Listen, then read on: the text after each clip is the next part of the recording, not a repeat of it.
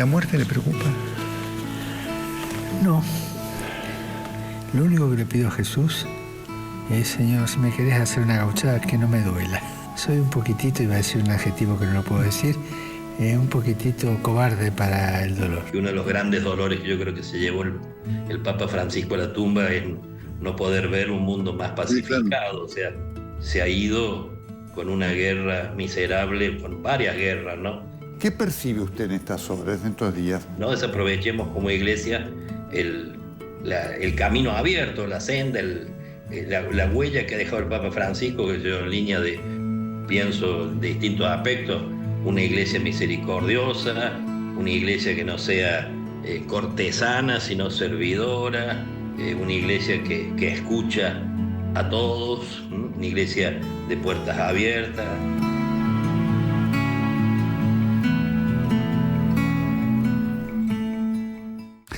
¿Qué tal? Bella noche, bienvenidos a otra emisión de El Corresponsal. Y por supuesto muy tomado el tema estos días, con lo que representa ahora el cónclave, la elección del nuevo Papa, el sucesor de Francisco.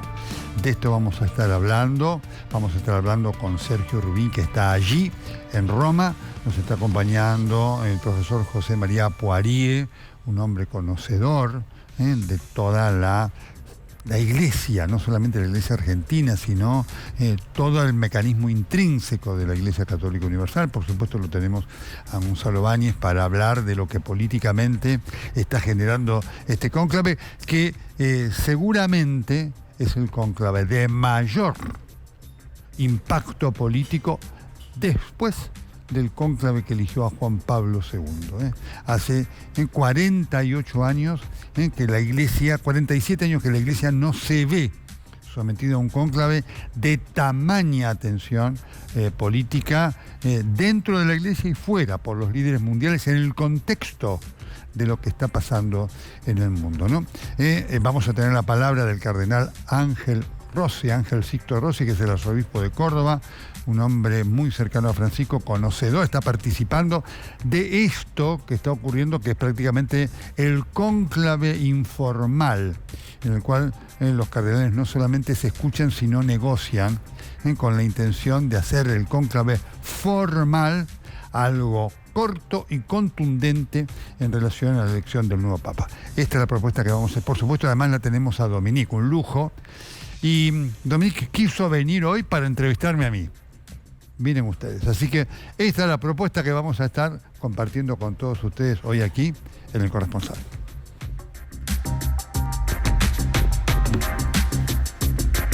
Bueno, miren esta imagen. Esto a propósito de lo que yo les decía, ¿no?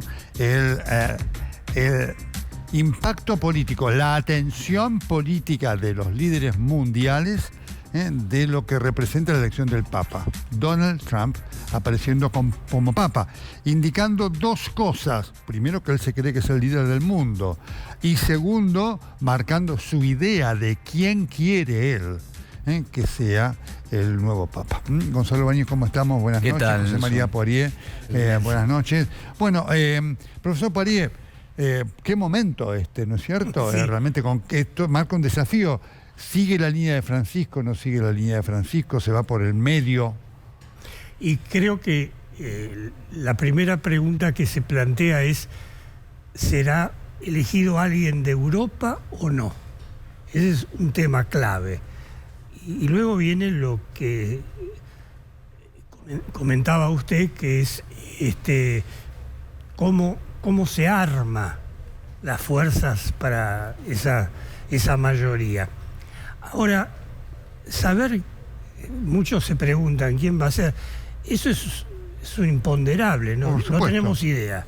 Yo recuerdo muy bien que cuando fue elegido Bergoglio, que todos daban por sentado que no iba a ser elegido, estaba en Buenos Aires, entre otros, un corresponsal, como es el título, de Le Monde de París. Y me vino a ver a la redacción y me quería hacer preguntas sobre Bergoglio. Yo no lo tenía que tranquilizar, pero le dije, miren, no se ocupe demasiado porque está descartado que sea él el Papa, ¿no? Pero lo mismo quiso saber, bueno, me equivoqué varias veces. Claro, cómo nos equivocamos todos. Pero una cosa interesante fue que después me manda un mensaje desde París, agradeciendo que lo había recibido, y me dijo, y lo felicito por su capacidad profética. Es muy bueno, es muy bueno. Bueno, Gonzalo, esta foto de Trump hoy está dando la vuelta al mundo. Sí, efectivamente. Tiene un signo, un símbolo, ¿no? A ver, no es menor que Trump haya elegido publicarla, la publicó él mismo, exactamente. Correcto, en es su oficial cuenta, esto. Exactamente, en sus cuentas de redes sociales, principalmente en Truth Social, sin otra característica ni descripción, pero creo que la foto claramente habla por sí sola, como bien usted decía, esta sensación que tiene Trump de control y de líder mundial sin reparos, pero sobre todas las cosas, la información también es que la Casa Blanca, a través de sus vínculos conservadores, está impulsando, por lo menos intenta impulsar, que si no es un papa norteamericano, en su momento se habló de Raymond Burke, ¿no? Un ultraconservador también, muy cercano inclusive a la línea conservadora que con la que se vincula Donald Trump, sea tal vez una línea que retroceda, vamos a decir, a los cambios y a las reformas que había impulsado el Papa Francisco, mostrando y dejando expuesto, esta foto de Trump lo que hace es exponer cómo la política, y lo hablamos con Alicia Barrios el sábado pasado, la política intenta jugar también en la decisión de este cónclave, que no deja de ser la elección más secreta del mundo. Correcto, ¿eh? Así que en este contexto hay toda una serie de interrogantes que se plantean, ¿no?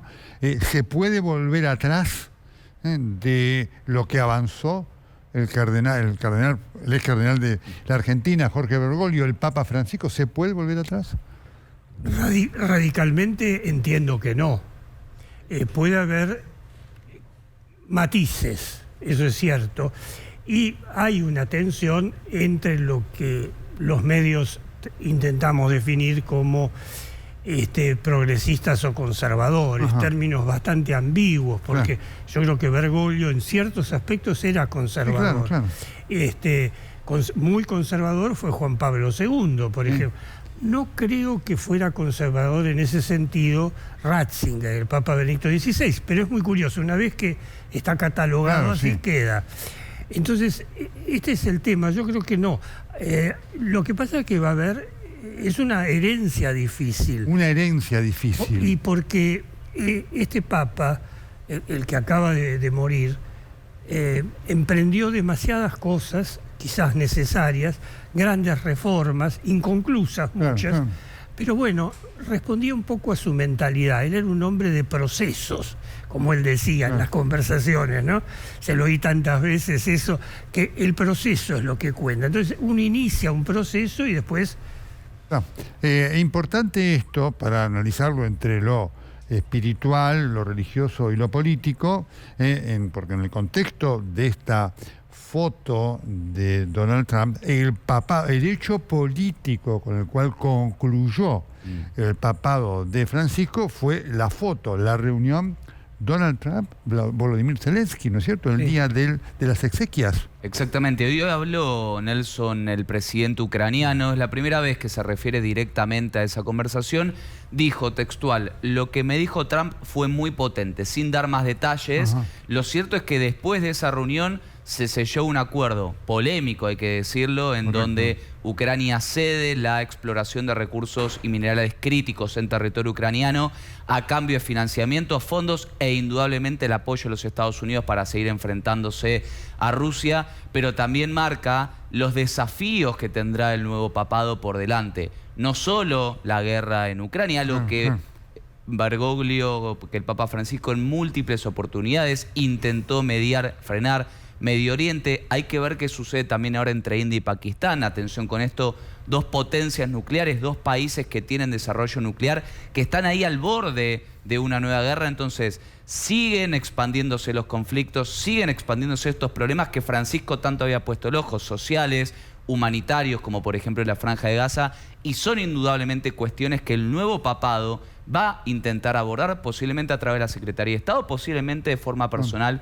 con sus enviados, pero marca también la importancia, ¿no?, que tendrá y el rol de la influencia del Vaticano en estas Esto situaciones. también marca, ¿no es cierto?, un perfil del nuevo Papa, sea quien fuere. Es decir, hace falta alguien, ¿no? Benedicto, cuando llegó, era un hombre meramente académico y nada más. Hoy el mundo parece estar requiriendo un líder no solamente espiritual, sino con un manejo político, digamos, de mucha sintonía, fin y conocimiento, ¿no? Y eso es cierto, seguramente. Y de hecho, las dos personas que en Italia estarían más cercanas en esta elección a una posible definición, como es el arzobispo de Bolonia, Matteo Zuppi, o el secretario de Estado, Pietro Parolin, los dos he tenido ocasión de tratarlos y realmente son dos personalidades. Pero Parolin es más un hombre de la diplomacia, siempre lo fue. Y me parece que por miles de motivos, Zuppi, que era párroco de Santa María in Trastevere, es un hombre popular, es un hombre que salía a la calle, y simpatiquísimo además. Cosa que Parolin no se preocupa por parecer simpático. No, es como obviamente. Ahora, los dos fueron enviados por el Papa a distintas tratativas internacionales. Eso es muy interesante. Sí, Parolin a Venezuela y Zuppi a Ucrania, ¿no es cierto? Que fueron dos fracasos, ¿no? Sí. Digamos, ¿no? Fíjate, cuando yo lo conocí a Parolin, era nuncio en Caracas. Así es. Y acababa de ser elegido el Papa, Bergoglio, y él me preguntaba, ¿nos llamará para algo? Claro. Se suponía que sí. Claro. Ahora, en este marco, digamos, el desafío de la Iglesia es ver cómo se para, ¿no? Políticamente, además, con una Europa, digamos, tan a trasmano de lo que representaba Bergoglio, no solamente políticamente, no solamente Trump, sino también todos los líderes de derecha que están siendo elegidos, ¿no? Efectivamente, Nelson. Y a ver, acá hay lo importante, porque es cierto, los países europeos saben y dicen, bueno, el Vaticano esencialmente no viene a hacer política, es cierto, saben de la influencia que tiene. Pero también tenemos que ver el contexto global, donde hoy no hay grandes líderes que lideren, valga la redundancia, sea en Europa. En Estados Unidos es Donald Trump, pero polarizando muy fuerte a la sociedad. Entonces, ante esta falta de liderazgos globales, es donde puede emerger justamente el nuevo Papa con ese rol moderador, de mediador, y también teniendo en cuenta y poniendo los límites, como bien marca Nelson, a este crecimiento de partidos de ultraderecha, que no está mal que sean de ultraderecha, si no fuese tal vez en la visión de el Vaticano, de muchísimas medidas que van en contra de los migrantes, que van en contra de la inclusión de ciertos grupos, que van en contra de la diversidad. A esos sectores, indudablemente, el próximo Papa puede llegar a abordarlo, y ahí también se está dando este lobby, ¿no? Y esta influencia, muchas veces también que incluye no solo a los gobiernos, sino también empresas o grandes corporaciones. Nos vamos a Roma. Allí Sergio Rubín, una cobertura fantástica que está haciendo como siempre para TN, Canal 13, para Clarín, y en él, digamos, siguiendo atentamente todos estos días de las reuniones congregacionales de los cardenales. Sergio, bella noche allí en Roma, ya a las 3 de la mañana. Te escuchamos con toda atención, contanos lo último. Bueno, ¿qué tal, Nelson? Muy buenas noches para todos, para vos, para José María por ahí, para Gonzalo por ahí, a toda la audiencia. Bueno, sí, digamos, estamos en estos plenarios de cardenales, las congregaciones generales, el precónclave, como se llama, los cardenales, todos, no importa la edad, porque recordemos que solo los menores de 80 entran al cónclave a votar al futuro Papa. Todos aquí estamos alrededor de 180, 190 cardenales, están discutiendo la situación de la Iglesia en el mundo, los desafíos, el perfil del futuro Papa, pero digamos sobre todo en los apartes, en los pasillos, en los almuerzos, en las cenas, en reuniones por lengua, por nacionalidad, lo que fuere, ahí es donde dicen, bueno, a ver, ¿qué nos parece tal candidato, tal otro? Este tiene esta ventaja, tiene esta contra, ¿no es cierto? Bueno, yo venía diciendo, creo que más o menos se ha ido armando así. Hay tres grupos, yo decía, uno mayoritario que es que quiere continuar el espíritu y la actitud de Francisco, pero sin avanzar en algunas decisiones que él tomó que fueron muy disruptivas y generaron mucha tensión interna. Menciono un solo caso para no hacerlo tan largo, el tema de la bendición a las parejas gay, por ejemplo, que fue muy disruptivo. Es decir, ese primer grupo es mayoritario, quiere seguir, digamos, el espíritu de Francisco, pero no, digamos, ir a reformas o continuar reformas que puedan ser, digamos, muy conflictivas dentro de la Iglesia. Un segundo grupo es el grupo que quiere más reformas, es un grupo más radical, un bergoglismo más radical. Y finalmente el sector de los más conservadores que no quieren saber nada y más bien en lo posible quieren volver atrás con las reformas de Francisco. En el primer grupo está, digamos, los digamos, moderados, vamos a poner así, está Parolín, pero a mí me parece que Parolín, Nelson, me parece que es demasiado mencionado, y para mí me parece que si bien hoy se reuniría a la hora, cuando llegue la hora de votar, la mayor cantidad de votos, no está llegando a los 2/3 que se necesitan, o sea, 89 de los 133. Del segundo grupo, los más radicales, más radicalizados, por decirlo de alguna manera, estoy utilizando términos por ahí muy fuertes, está Matteo Zuppi, el presidente de la Conferencia Episcopal italiana. Recordemos que Parolin era hasta ahora el secretario general, secretario de Estado del Vaticano. Y finalmente, termino con esto, el de los más conservadores está Peter Erdoğan, que es el arzobispo de Budapest de Hungría, que por supuesto es una persona muy culta, políglota y demás, pero por supuesto con ideas muy en el otro extremo de Francisco, ¿no es cierto? Así que ahí están las cosas, no logra Parolin tener los 2/3, estamos, me parece, en definitiva, con final abierto, y a ver si aparece entonces algún, como decimos nosotros, algún tapado, alguien que no está en ninguna, hablándose mucho, pero que por ahí puede surgir. Perfecto, Sergio, impecable como siempre. Te dejamos ir a descansar, porque son las 3 de la mañana largas de en Roma, ¿no es cierto? Así que, Sergio, estupendo, un fuerte abrazo, nos estaremos viendo ya el martes allí en Roma en la continuidad de esta cobertura extraordinaria de TN. Muchas gracias, Sergio. Ahí está, será un gusto, Nelson, seguir compartiendo con vos este trabajo y este momento realmente histórico para la Iglesia Católica. Un gran saludo para todos. Muchas gracias. Vamos a escucharlo entonces a uno de los participantes del cónclave, el arzobispo de Córdoba, Monseñor Ángel Sixto Rossi, que dijo esto.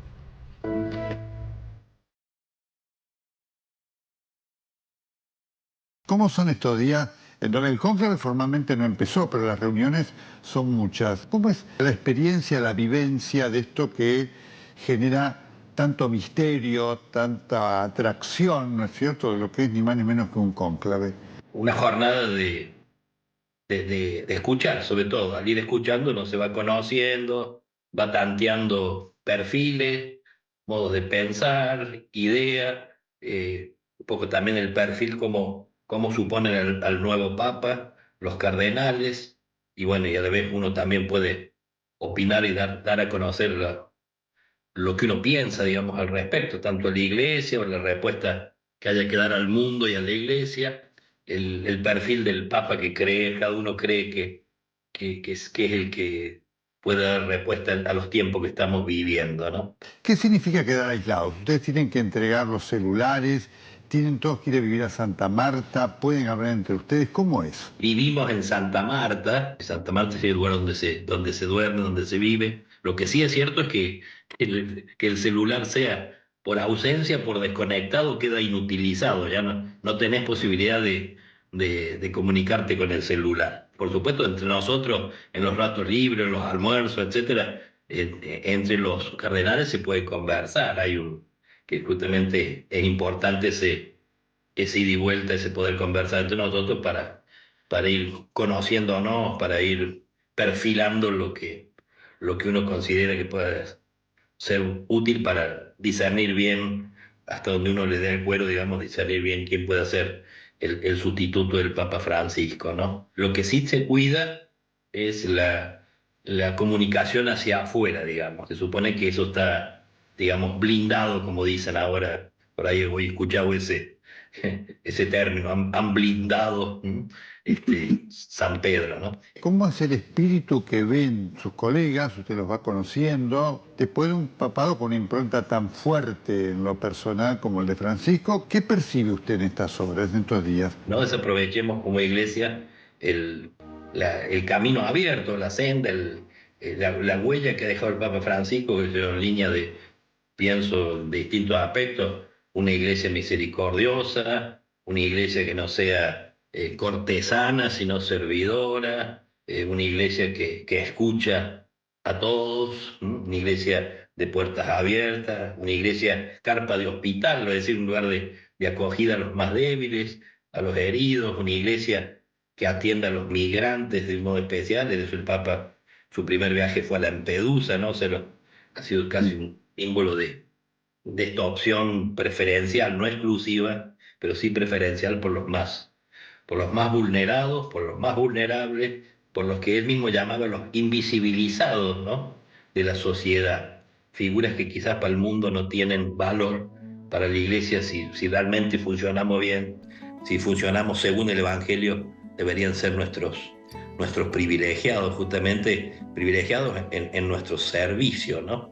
Y después pienso también la continuidad en el tema de la paz. Yo digo que uno de los grandes dolores que yo creo que se llevó el Papa Francisco a la tumba es no poder ver un mundo más pacificado. Sí, claro. O sea, se ha ido con una guerra miserable, con varias guerras, ¿no? Quizás las dos más fuertes, aunque no únicas, las de Gaza y la de Ucrania, ¿no? Que ciertamente a él esto lo hacía sufrir mucho, ¿no?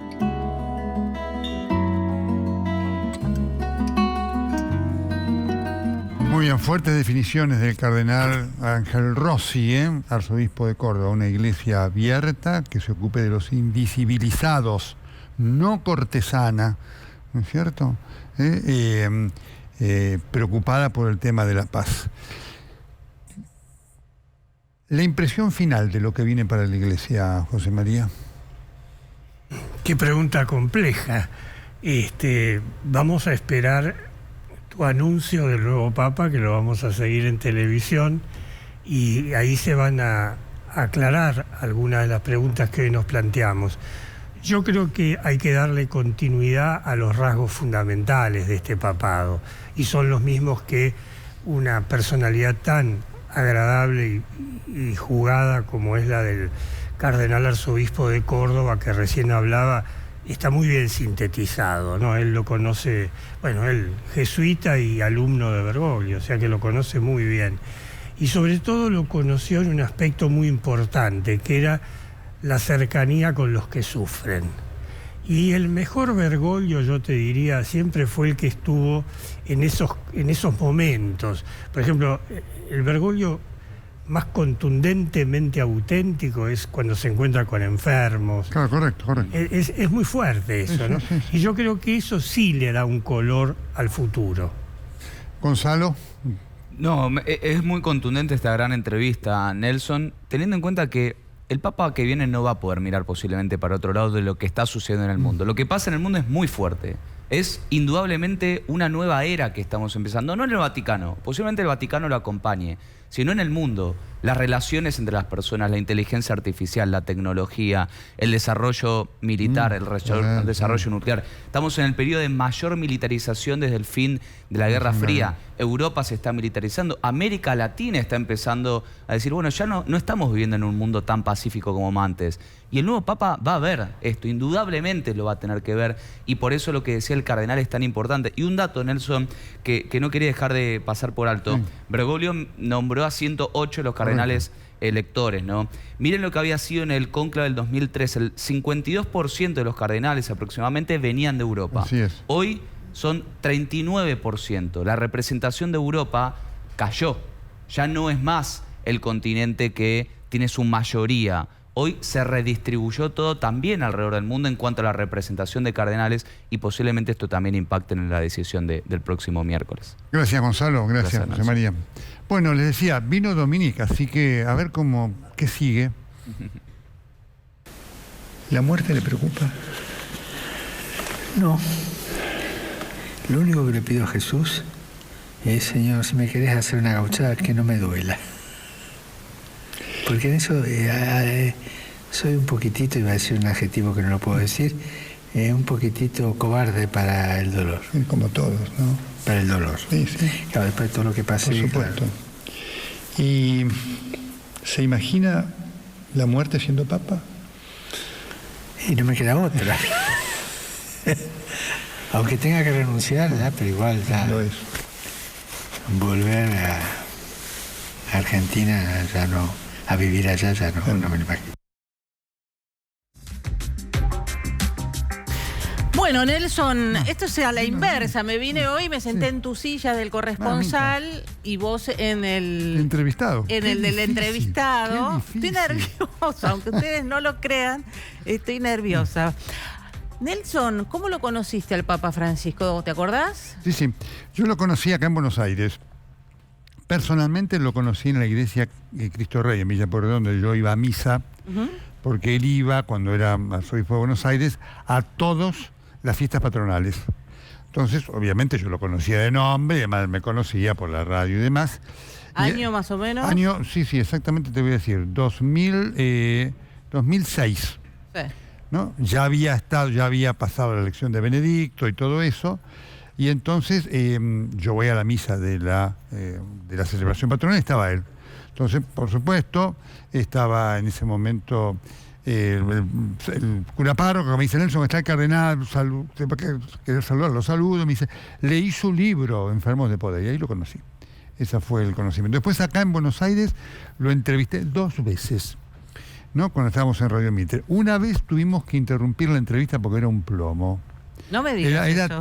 Hablaba tan bajito, hablaba de una manera así, de esta manera así, triste, que no se le escuchaba nada. ¿Y qué hiciste? Y bueno, tuvimos que cortar la entrevista y decirle: mire, cardenal, le digo, le agradecemos mucho la entrevista, pero tiene que hablar un poquito más fuerte y un poco más cerrado, porque le digo: mire, hace 45 minutos que estamos hablando y tocamos 2 temas. Sí, por más favor, acotado, Nelson. que nosotros totalmente. No. Y me acuerdo de esa imagen acotado. de hombre triste. ¿Te daba triste? Estaba triste, mustio, de ese hablar monótono. Así que eso fue como lo conocí a Bergoglio acá en Buenos Aires. Ese era Bergoglio. Sí. Y cuando fue Papa Francisco, ahí hubo un cambio entonces en él. Y yo se lo dije también, ¿eh? Digo, uso el yo porque son cosas que hablamos. Le digo: mire, usted cambió. Le digo: usted es otra persona. Me dice: ¿vio? Es el Espíritu Santo. ¿Vio que existe? Le digo: efectivamente. Se lo veía sonriente, contento, feliz. Él quería ser papa, estaba claro, feliz de estar ahí en ese momento. ¿Es un deseo para vos ser papa? Era un deseo que él tenía. Sin duda que era un deseo que él tenía. Y él se fue triste al cónclave, porque él sabía que no podía ser elegido. Él habló con 2 o 3 periodistas, uno de ellos Joaquín Morales Solá, que le dijo: mire, ¿qué posibilidad? No tengo ninguna posibilidad, tengo 76 años, ya presenté la carta de renuncia, en cuanto se elige el nuevo papa, mi destino es la residencia de curas jubilados en Flores, donde ya elegí la pieza. Así que se fue triste de acá realmente, ¿no es cierto? Y mirá lo que pasó. Y lo que pasó, que eso lo revivió. ¿Y por qué hiciste el libro vos? El libro lo hice porque me lo pidió él. Él te lo dijo. Mira, es una cosa... Cuando él hace el primer viaje, nosotros vamos a cubrirlo a Río de Janeiro, que fue una cobertura muy difícil porque todavía no sabíamos cómo hacerla. Yo fui por Radio Continental y también por el canal. Fue Julio Bazán también, que hizo un gran trabajo allí con Francisco Narváez, que era el productor. Y todos teníamos de ver, bueno, cómo nos acercábamos a Francisco y demás. Y yo siempre cuento que se dio un hecho para mí, de Dios, ¿no? Él da la reunión allí, se hace la reunión en la Catedral de Río de Janeiro con los jóvenes argentinos, que era la única posibilidad de estar realmente cerca de él. Y había un chico, uno de los chicos enfermos a los cuales iba a bendecir, Matías, que estaba con su profesor, Roberto Horvath, con su papá, que cuando me vio, me dijo el profesor: no, qué bueno que esté usted acá, queremos que lo acompañe porque queremos que haya un médico con él ahí. Tanto es así que yo le dije al papá y al profesor, le dije: pero ¿usted está seguro que quiere que yo lo acompañe y no estar usted ahí? Porque usted va a estar al lado del Papa. Al lado. Queremos que sea usted.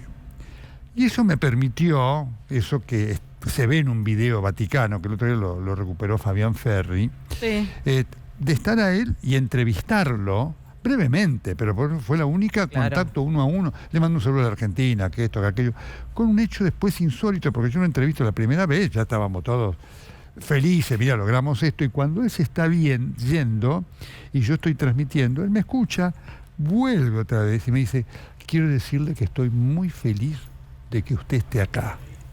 Qué bárbaro. Una cosa impactante. Pero no solo eso fue en julio. Al mes siguiente, yo llego a mi casa y me encuentro con un sobre enorme. Nunciatura Apostólica. Digo, ¿qué será esto?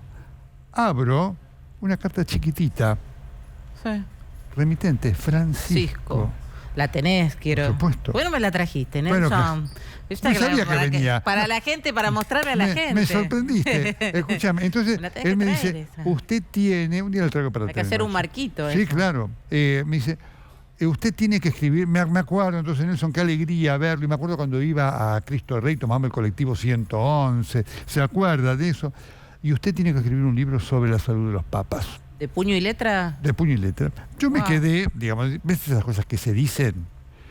4 años después fuimos a cubrir para el canal el relanzamiento de Escolas Ocurrentes. Sí. Estábamos con Sebastián Sánchez y Alicia Barrio en la Plaza de San Pedro porque nos quería saludar en la audiencia pública.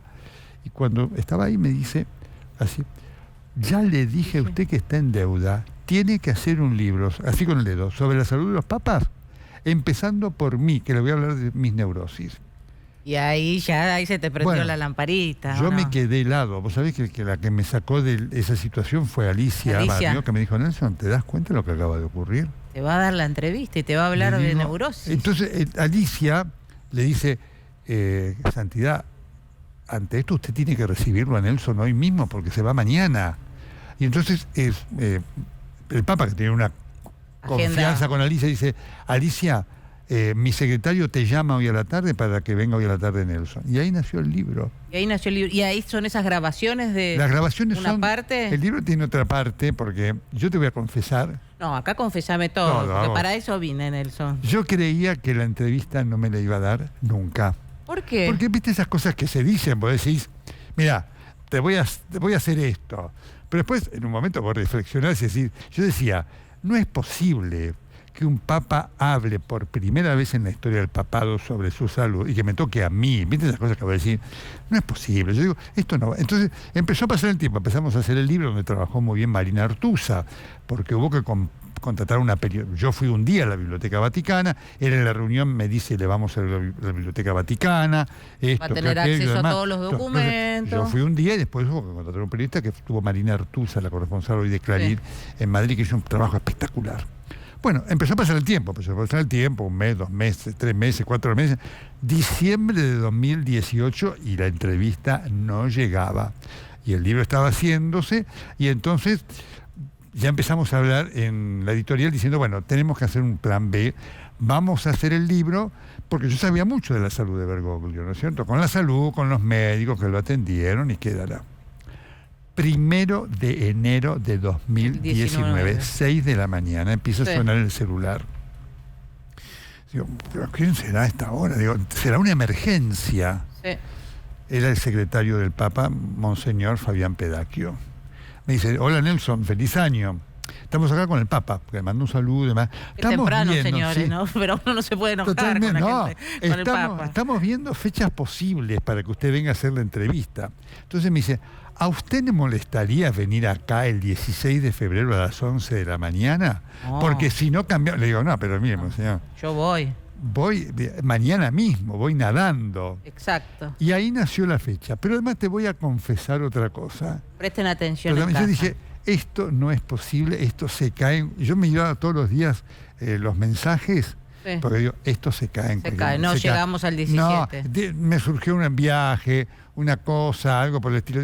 Yo decía, esto no es posible. Pasaban esos imponderables que te pueden pasar en la vida, que de golpe, algo sucedía que parecía que esto se va a dilatar. Pero el día llegó. Y ahí estuvimos. Y ahí estuviste. Y ahí vamos a compartir ahora, Nelson, si te parece, algunos fragmentos de esa charla, porque fue una charla y él fue muy ameno, lo vamos a recordar. Un lugar fantástico, por supuesto, lleno de historia, ¿no? Siempre es muy conmovedor estar aquí, es un privilegio profesional poder estar compartiendo con todos ustedes lo que representa el corazón del Vaticano.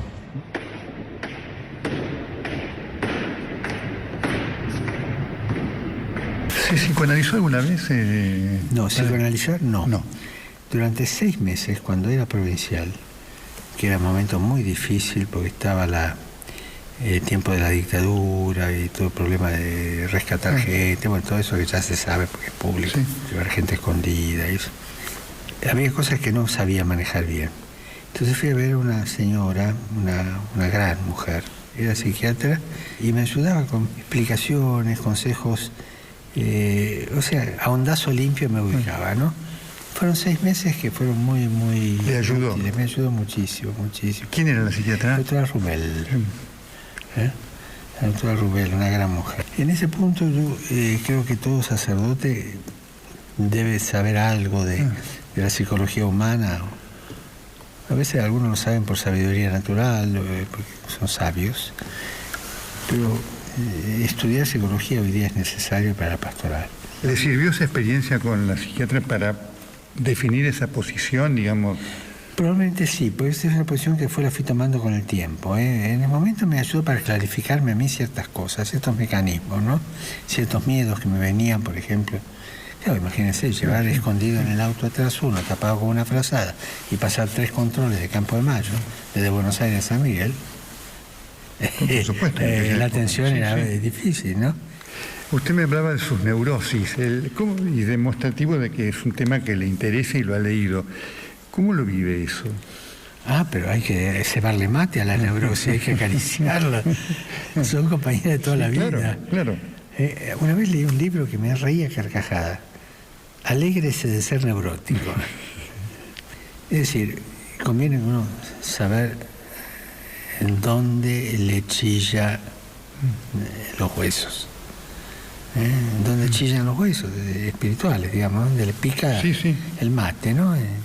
La neurosis hay que hacer todo. Qué inteligencia emocional, ¿no?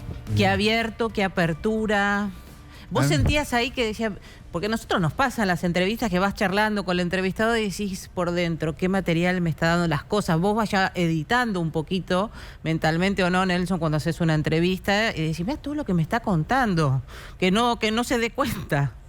Mira, pasó así. Vos sabés que en este contexto de decir esto, este escepticismo que uno dice, esto es como un sueño, porque yo la escucho y me parece como un sueño. Claro. Cada vez que más la escucho me parece como un sueño. Porque yo decía, bueno, hacer una entrevista de tirabuzón y demás, y a medida que fue pasando, iba a durar 20 minutos, duró 50, y en total toda la permanencia de 1 hora y cuarto. Iba hablando de cosas que, por supuesto, yo las tenía, y digo, las hablará, no las hablará, vamos a ver cómo da el contexto, que eran impresionantes en cuanto a mostrar una persona.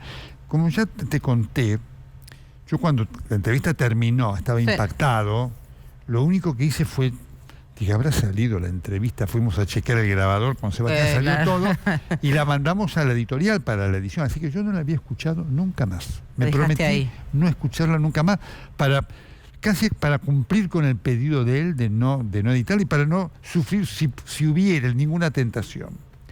Cuando yo la escucho ahora, digo, pero esto fue más que un reportaje. Entonces el otro día me lo decía el padre Eduardo de Paola, ¿no? Un cura fenomenal de Santiago de Chile, ¿no es cierto? Me dice, mira, dice Nelson, me dice, a todos los otros les dio un reportaje, porque habló con otros periodistas. Pero con el único que habló de esto fue como, dice, con vos se confesó. Te digo que me pone... Es verdad, se confesó. Porque cuando yo le escucho, digo, pero es impresionante escucharlo hablar de eso, de su debilidad, del psicoanálisis, de la neurosis. De la equivocación, del error, del pedir perdón. Del pedir perdón, ¿no es cierto? En este tema que a veces viste en el sacerdocio, el tema de que, bueno, no, el psicoanálisis no, para eso está la confesión. Para darse cuenta que no, que manejar una neurosis exige un conocimiento médico. Es realmente algo impresionante, y escuchado a la distancia me impacta aún más. ¿Hay algo que no te animaste a preguntarle? No, todo, porque llegó hasta... Imagínate que yo decía, bueno, le preguntaré, ¿miente? Claro. Son preguntas y él me dice mentir no, pero a veces no digo toda la verdad, con lo cual reconoció que mentía, ¿no es cierto? Es decir, entonces, son cosas, claro, que yo tenía, porque él explicó, me dice, Nelson, a veces usted ante una situación, ¿no? Le dice la verdad a la persona, es decir, yo cuando voy a la entrevista digo, bueno, esto va a ser una entrevista sobre, yo sabía sus enfermedades, la enfermedad pulmonar, que fue muy importante lo que comentó, y la historia, cómo la salva la monja, su enfermedad vesicular cuando lo salva el doctor Juan Carlos Parodi, el tema cardíaco que tiene, fui contando cosas. Pero cuando adentramos en la neurosis, que él había hablado, digo, esto es un tema de otro tenor, ¿no es cierto? Porque lo orgánico, bueno, nos puede pasar a todos, ¿no es cierto? cuando vos entras en la neurosis, yo digo, bueno, si ahí entramos, le digo, yo tengo que preguntarle cosas como las que él dijo. Entonces, ahí apareció. Y como él lo contó, sí, me ahorró muchas preguntas, porque él cuenta todo esto. Y bueno, en la neurosis, ¿por qué esto, por aquello, por lo otro? Cuando habla, dice, yo soy cobarde ante el dolor. Claro, y ese miedo por operarse, que vos siempre decís que por ahí, entonces, si hubiese hecho las cosas antes. No quedó, porque obviamente la entrevista se fue llevando, hasta que llegó. ¿Cuál era la última pregunta que quedaba en una entrevista así? La muerte. La muerte. ¿No es cierto? Así que la entrevista generó muchísima polémica en el Vaticano. ¿Por qué? Porque hubo muchos obispos y demás y cardenales que quedaron choqueados para decir, pero ¿cómo un papa se muestra así? Digamos, un papa que debe ser una idea de alguien casi omnipotente, ¿no es cierto? El representante de Cristo. Pero fue eso, ¿no es cierto? Y muchos me preguntaron, y aún me preguntan, ¿por qué él quiso hacer eso? ¿No? ¿Por qué crees? Yo se lo pregunté y la respuesta que me dio no fue.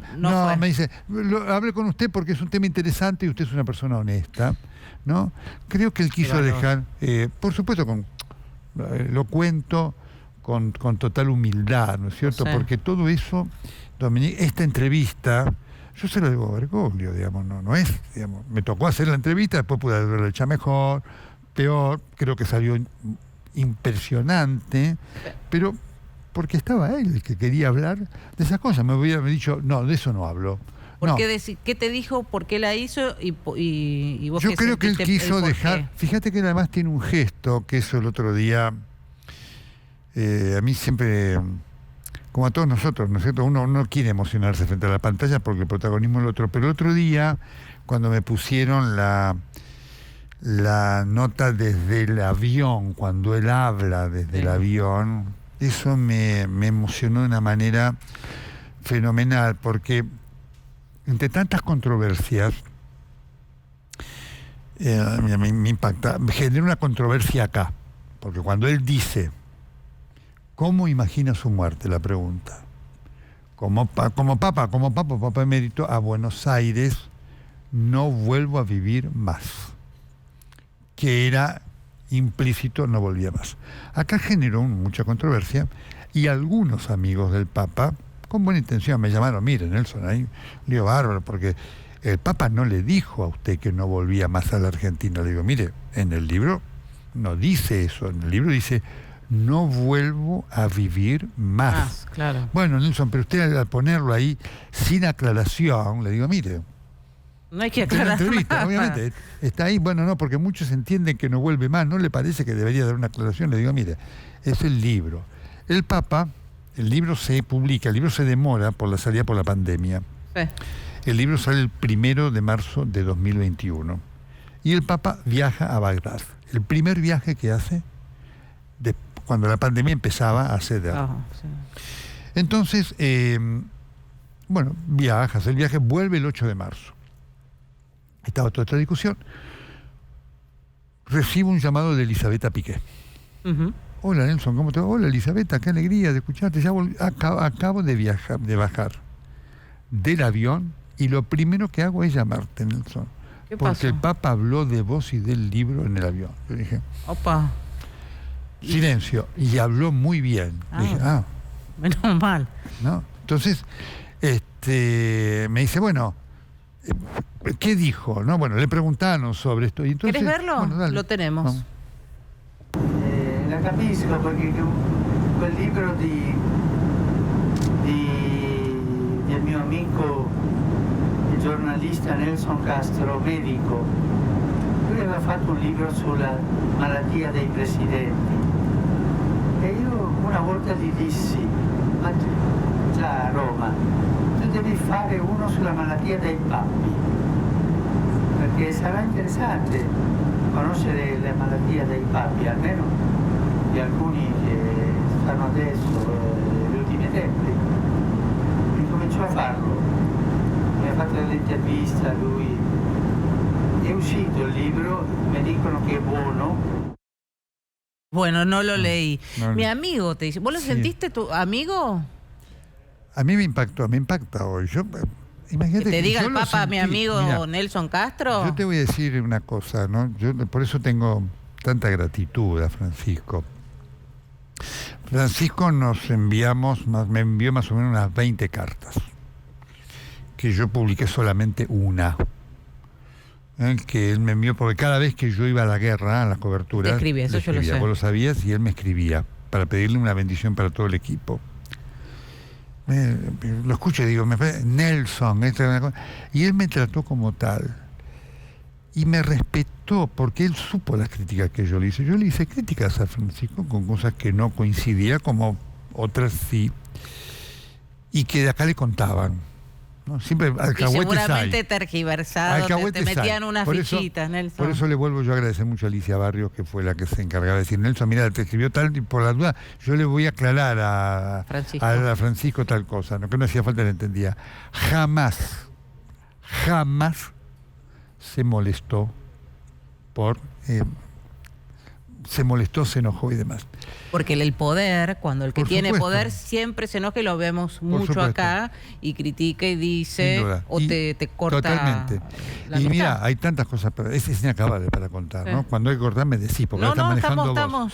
Y entonces, cuando se cumplen los 10 años del papado, el Papa da una serie de entrevistas, muy buenas entrevistas, que le dio a Jorge Fontevecchia, a Gustavo Silvestre, a Daniel Haddad y en El Mundo.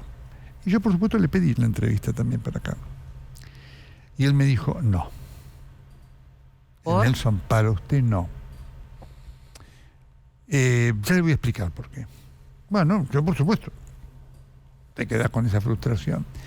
Y pasó el tiempo y hoy lo comprendo tanto. Vas a entender su respuesta, ¿no? A ver. Él me dijo, mire, Nelson, con nosotros periodistas, muy buenas entrevistas, argentinos y del mundo. Hablé de un montón de cosas, de esto, del mundo, un poquitito de mi salud, la rodilla y demás. Pero, me dice, las cosas que le dije a usted no se las dije a nadie. Esa entrevista es única y me la hizo usted. No me pidas más. Eso va a quedar como cosa única. Entonces me dijo, cuando yo me muera, la entrevista, van a estar todas las entrevistas que yo dije, la que va a pervivir y a impactar, y por eso le pido que no lo diga, va a ser esta. Yo me acuerdo tanto de eso. ¿Te acordás? ¿Vos sos creyente? Sí, mucho. Muy creyente. Mucho. Así que, por eso la figura del Papa para vos es muy relevante. Sí. ¿Te pasaba lo mismo con Bergoglio que con Francisco? ¿Sentías lo mismo? No. Bergoglio yo lo sentía distante. Siempre que lo entrevisté, inclusive distante, ¿no? Valorando todo lo que él hacía acá, ¿no? Pero distante. Francisco tenía una cercanía. Cuando vamos a la entrevista, la foto que aparece, esta es la foto de la primera entrevista, la otra donde está Sebastián, con el que está a su lado, que es el enfermero, fue la segunda. Cuando vamos a la primera entrevista, ese es en Israel, el Monseñor Pedacchio, el entonces secretario privado, me dice, Nelson, va a anotar una cosa usted para que decodifique. La entrevista no va a ser en Santa Marta, va a ser en el Palacio Apostólico. Eso significa 3 cosas. Primero, una vestimenta, ¿no? Segundo, usted va a recibir una invitación oficial. Claro. Porque la entrevista, tercero, va a haber fotógrafo oficial. Eso significa que el Papa ha querido que esa entrevista quede registrada en la historia del papado. Qué importante. Porque si lo hubiera dado en Santa Marta, hubiera quedado la entrevista, por supuesto, como está. Pero en los anales del Vaticano no hubiera pasado. Entonces viene la entrevista, viene la invitación, que por supuesto la tengo, a mi nombre. Entonces vamos con Sebastián. Pasamos la primera puerta, entramos, vamos al patio de San Dámaso, que es donde se entra, y cuando llegamos, el guardia suizo con el mayordomo dice, mire señor, el nombre que figura es el suyo, el del señor no figura. Por supuesto, nada que discutir, es así, demás, caminamos y demás. Cuando termina la entrevista, saludo, me dice, Papa, pero me dice, ¿vino solo? No, le digo, mire, vine con Sebastián. ¿Y dónde está?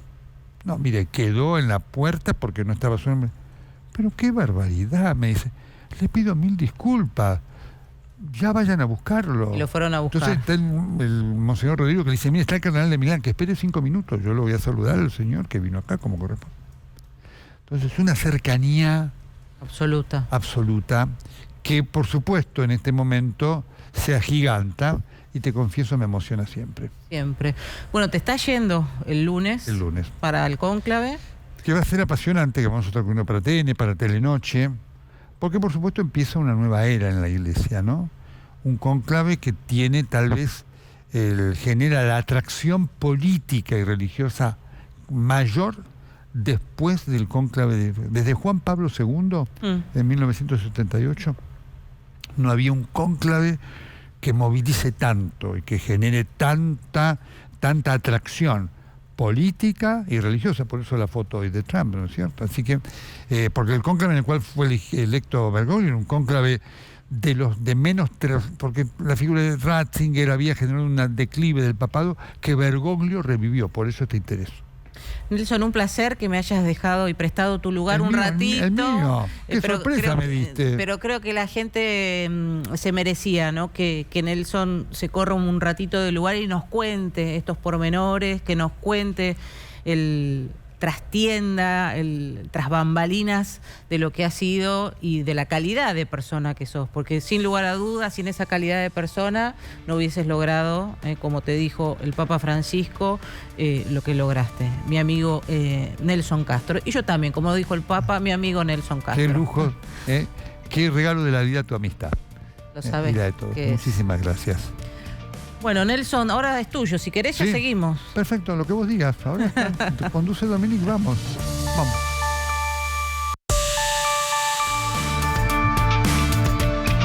Ay, qué programa, ¿eh? Bueno, lo tengo ahí a Manu Jove, que está presentando el libro que está produciendo furor en el momento, ¿no? Sobre Santiago Caputo, una presentación estelar de Manu. Hola Manu, ¿cómo estás? Buenas noches.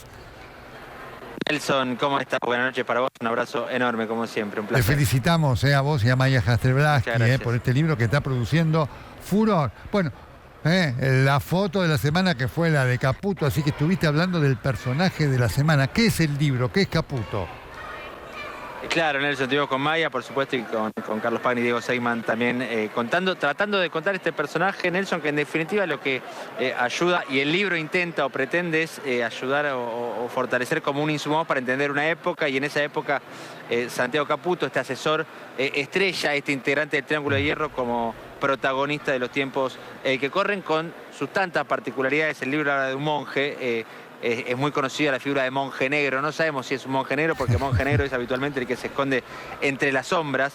Y vemos que por lo menos en la última semana no fue el caso de Santiago Caputo, con apariciones consecutivas en el plano de lo público, no solamente el evento que más llamó la atención y que por supuesto generó mucho repudio la semana pasada en medio del debate, sino antes en la cena de la Fundación Libertad con Macri, antes incluso el fin de semana pasado, hace casi una semana, en Cancha de River. Bueno, un monje negro que empieza a salir de las sombras, Nelson, o que por lo menos empieza a cobrar otro tipo de protagonismo que tampoco terminamos de identificar cómo y cuánto se interpreta y cuánto puede dañar su propia figura hacia adentro del gobierno, esto que empezó a pasar en los últimos días. Perfecto, Manu. Bueno, el impacto del libro es fenomenal, ¿eh? Yo me lo leí casi todo, ¿eh? Si tuvieras que decir lo que más te impactó del personaje reflejado en el libro, ¿qué es? Bueno, Nelson, acá Fran me lo trae, Fran Anselmi, le agradezco, el monje. Qué bueno, fenómeno Francisco. ¿Dónde está Francisco? ¿Está ahí al lado? Francisco, está por acá. Vení, Fran, vení. Vamos. Acá está. Acá estamos con Fran. Bueno, qué dupla, qué dupla. Tratábamos recién, Nelson, sí, claro que sí, gran productor, Fran. Creo que un poco lo que refleja el libro también es que Santiago Caputo, si bien vino como uno de los integrantes de ese triángulo de hierro de un gobierno que llegó detestando a la casta, forma parte de la casta, o formó parte históricamente de la casta, y todo ese recorrido, o de lo que el gobierno denomina casta, esta nueva nomenclatura de la política, y todo ese recorrido está retratado para un consultor que hoy trabaja con Milei, pero que antes trabajó con muchos otros, siempre con características particulares, y eso es un poco lo que tratamos con Maya de reflejar en esta historia. Te felicito, no dejen de leer el libro, Nelson. No dejen, que además está escrito fantásticamente. A vos y a Maya, felicitaciones, y por supuesto es una gran alegría tenerte con nosotros, Manu. Nelson, siempre es un placer trabajar con vos en general es un placer, pero siempre es un placer estar aquí en el Corresponsal y estaremos siempre muy atentos a tu trabajo esta semana, que bueno, es uno de los temas que tiene el mundo en vilo. Ahora tenemos que hablar de lo tuyo, del libro, que eso es lo importante. Felicitaciones. Gracias, Manu. Un saludo para Maya, para Nelson. Todos allí. Muchas gracias. Manu Joven, autor del libro El Monje con Maya Jasterbach, que no deje de leerlo, va a entender el núcleo, el corazón del poder del gobierno de Javier Milei. Ya volvemos.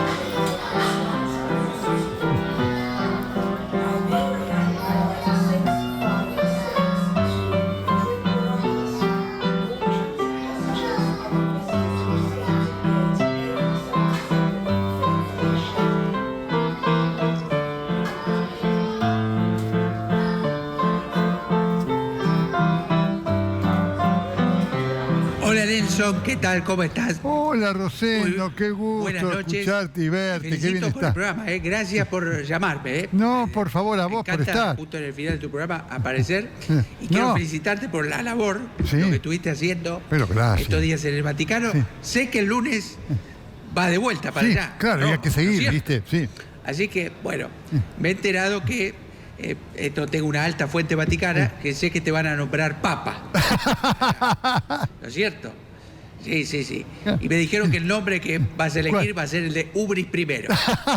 Bueno, te deseo todos los éxitos y bendiciones, Nelson. Ahora se viene el programa de Tarico, que realmente está para destapar una birra y quedarse viéndolo. Rosendo. Nos quedamos acá viéndolo. Amigo. Que pase una bella noche. Gracias por el llamado. Bella noche. Todo dicho, nada que agregar. Lo siguen ustedes a Tarico en Fake News. Nosotros nos encontramos el sábado a las 21 desde Roma y tal vez con nuevo Papa. Gracias.